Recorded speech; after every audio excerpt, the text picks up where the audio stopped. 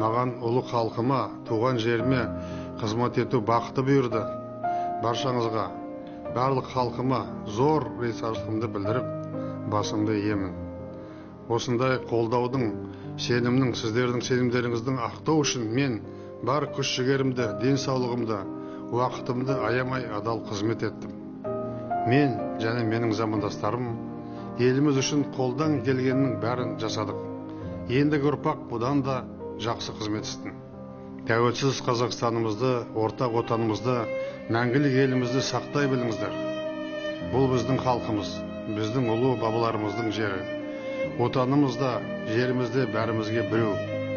Халқымыздың достығы мен бірлігін, бір-бірімізге деген сенімді сақтап, еліміздегі әрбір азаматтың төл мәдениеті мен дәстүрін құрметтей біліңіздер.